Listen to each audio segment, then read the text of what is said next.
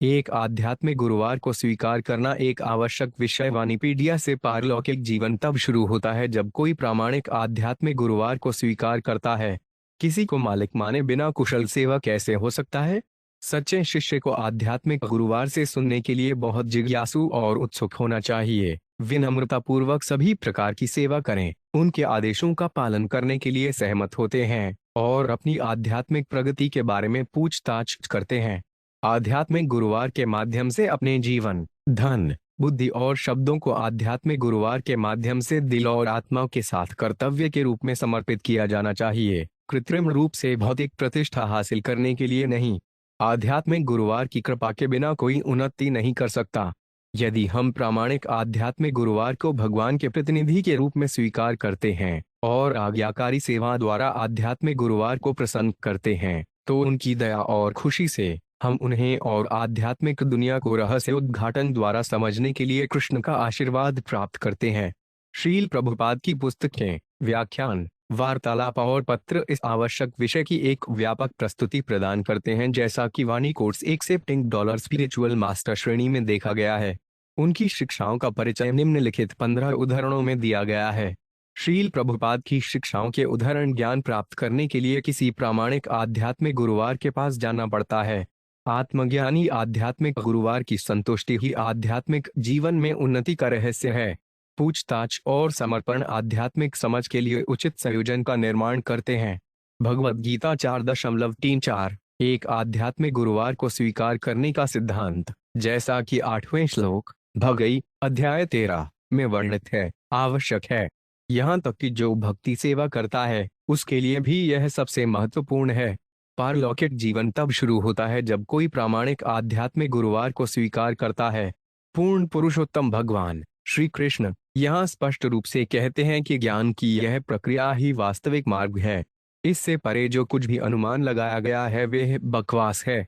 भगवद गीता 13 अगस्त 12 सरलता का अर्थ है कि बिना कूटनीति के इतना सीधा होना चाहिए कि शत्रु को भी यथार्थ सत्य बता सके। आध्यात्मिक गुरुवार की स्वीकृति के लिए यह आवश्यक है क्योंकि प्रामाणिक आध्यात्मिक गुरुवार के निर्देश के बिना कोई आध्यात्मिक विज्ञान में प्रगति नहीं कर सकता है। व्यक्ति को पूरी विनम्रता के साथ आध्यात्मिक गुरुवार के पास जाना चाहिए और उन्हें सभी सेवाएं प्रदान करनी चाहिए ताकि वे शिष्य को अपना आशीर्वाद देने में प्रसन्न हों। भगवद गीता 13 अगस्त 12 एक वफादार व्यक्ति को पहले भगवान के बारे में सुनने के लिए कुछ अच्छी संगति करनी चाहिए और इस प्रकार धीरे धीरे प्रबुद्ध हो जाना चाहिए। यदि कोई आध्यात्मिक गुरुवार को स्वीकार करता है तो वह पदार्थ और आत्मा के बीच अंतर करना सीख सकता है और यह आगे की आध्यात्मिक प्राप्ति के लिए सोपान बन जाता है। एक आध्यात्मिक गुरुवार विभिन्न निर्देशों द्वारा अपने छात्रों को जीवन की भौतिक अवधारणा से मुक्त होने की शिक्षा देता है।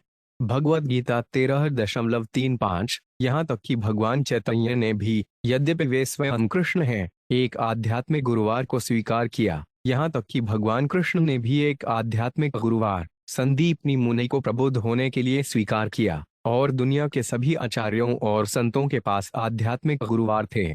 भगवद गीता में अर्जुन ने भगवान कृष्ण को अपने आध्यात्मिक गुरुवार के रूप में स्वीकार किया, हालांकि ऐसी औपचारिक घोषणा की कोई आवश्यकता नहीं थी।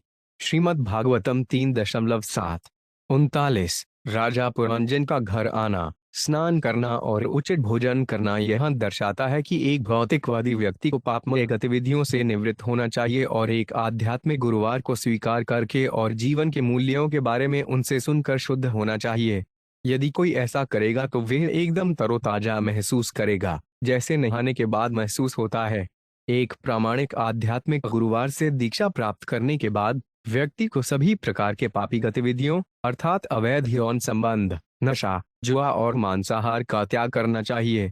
श्रीमद् भागवतम 4.26-11 लाक्षणिक रूप से राजा मल्यध्वज आध्यात्मिक गुरुवार हैं और उनकी पत्नी वैदर्भी शिष्या हैं। शिष्य आध्यात्मिक गुरुवार को भगवान के सर्वोच्च व्यक्तित्व के रूप में स्वीकार करता है।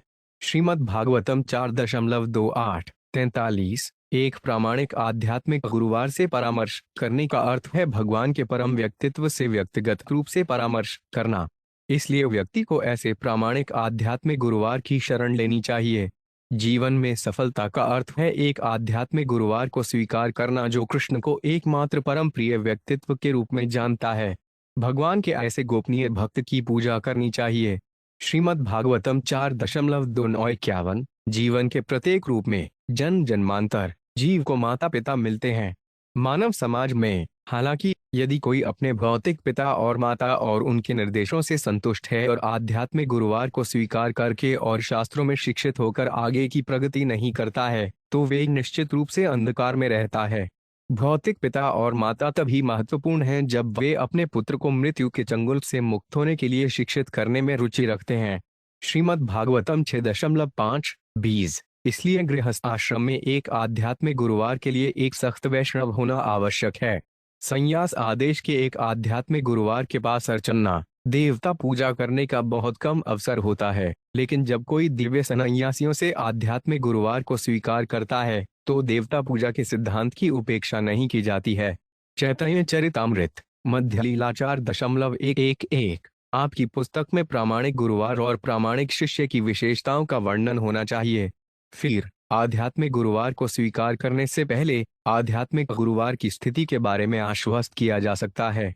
चैतन्य चरितामृत मध्य लीला 24.330। भगवान चैतन्य, जिन्हें पहले विश्वम्भर के नाम से जाना जाता था, ने एक आध्यात्मिक गुरुवार ईश्वरपुरी को स्वीकार किया, जो एक सन्यासी थे। इसी तरह भगवान नित्यानंद प्रभु और श्री अद्वैत आचार्य ने भी एक सन्यासी को अपने आध्यात्मिक गुरुवार के रूप में स्वीकार किया, अर्थात माधवेंद्र पुरी, जो लक्ष्मीपति तीर्थ के शिष्य थे। भगवान चैतन्य के उपदेश अध्याय 31। हालांकि श्रील रूप गोस्वामी ने चेतावनी दी है कि यदि किसी व्यक्ति को एक प्रामाणिक आध्यात्मिक गुरुवार द्वारा उचित रूप से दीक्षित किया जाता है, तो उसे यह नहीं सोचना चाहिए कि केवल ऐसी दीक्षा की स्वीकृति से उसका व्यवसाय समाप्त हो जाता है। अभी भी नियमों और विनियमों का बहुत सावधानी से पालन करना होगा। यदि आध्यात्मिक गुरुवार को स्वीकार करने और दीक्षित होने के बाद कोई भक्ति सेवा के नियमों और विनियमों का पालन नहीं करता है, तो वे फिर से पतित हो जाता है। भक्ति अमृत अध्याय 5। एक बुनियादी सिद्धांत यह है कि व्यक्ति को एक आध्यात्मिक गुरुवार को स्वीकार करना होगा। वास्तव में कोई अपने आध्यात्मिक गुरुवार के निर्देशों का पालन कैसे करता है, इसका विवरण माना जाता है। उदाहरण के लिए, यदि कोई अपने आध्यात्मिक गुरुवार के निर्देश का पालन कर रहा है और वह निर्देश किसी अन्य आध्यात्मिक गुरुवार के निर्देशों से भिन्न है, तो इसे विस्तृत जानकारी कहा जाता है। लेकिन एक आध्यात्मिक गुरुवार की स्वीकृति का मूल सिद्धांत हर जगह अच्छा है, हालांकि विवरण भिन्न हो सकते हैं। भक्ति अमृत अध्याय 6। आध्यात्मिक गुरुवार की स्वीकृति का अर्थ है जो कुछ भी वे कहते हैं उसे स्वीकार करना। इसलिए व्यक्ति को एक आध्यात्मिक गुरुवार का चयन करना होता है जिसे वह पूरी तरह से समर्पित कर सके। वह तकनीक है वेदवाक्य। भगवद गीता व्याख्यान 25 नवंबर 1968, लॉस एंजल्स।